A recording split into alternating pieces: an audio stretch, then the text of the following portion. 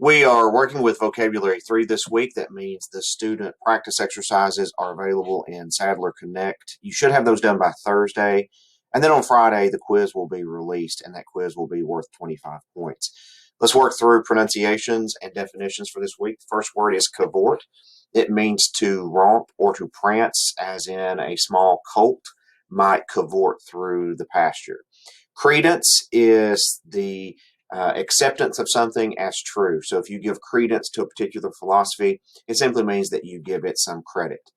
Decry is a verb that means to condemn. This is a word of degree. In other words, if you decry some sort of practice, you are vehemently speaking out against it. Dissemble means to disguise, as in to hide your true feelings. If you practice the art of dissembling, then you're really good at disguising your true motives. Distraught means to be completely emotionally overwrought, to be completely agitated. Eulogy is a speech that is delivered at a funeral. It's a complimentary, very formal sort of speech. Events means to make evident. Exhume means to dig up, as you may have heard this maybe on a medical forensics show where the body is exhumed from the grave for further analysis. Feckless means lacking in energy, completely weak and useless. Murky means dark or very difficult to see through. Nefarious has a very negative connotation. It means something that is wicked or completely evil when it comes to moral standards.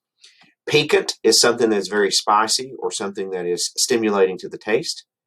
Primordial means something that's very basic, as in beginning at the very inception of something. So going back to the most ancient of times would be going back into the primordial ooze. Propinquity means proximity, closeness, or nearness. Substantive means that which has substance or that which has meaning. Unwanted means uncharacteristic, something that is unusual. Utopian means something that is idealistic. So a utopian novel, for example, is one that creates a very perfect world. The opposite of that is dystopian, which is a more common genre in literature. And verbiage is language that is inflated, just pompous and over-exaggerated language. Verdant means green, and viscous means thick or like jello, the consistency of jello. Oil has a level of viscosity. Again, it's important that you know how to pronounce these words as well as use them and know their synonyms and antonyms.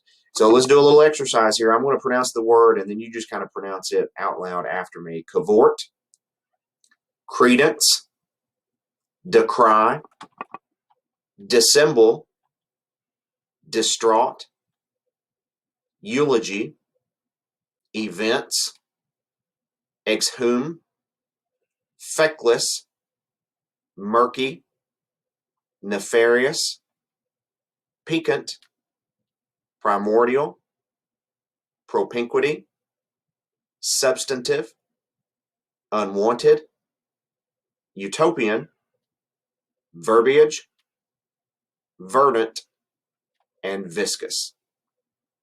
All right, so you have exercises to begin working on in Sadler Connect, and that quiz will open on Friday for you. All right, so some of the other things that you're working on this week, we are now moving from Unit 1 into Unit 2, so you'll find that the model essays that we're reading are in the exposition section of your course pack. So what is exposition? Exposition is informative writing, and it can take on a number of different modes of development. So we've looked at description and narration as modes of development, and you can use those in informational expository writing. But the model essays that we're going to be reading in this unit include definition, example, division and classification, process, and cause and effect. So your next essay, essay number 2, is going to be drawing upon those modes of development. And if you look at your syllabus, you'll see that this particular unit ends on October 1st, and which, by the way, takes us into your fall break. So for the next 3 weeks, we're going to be working on exposition and working on developing your second essay.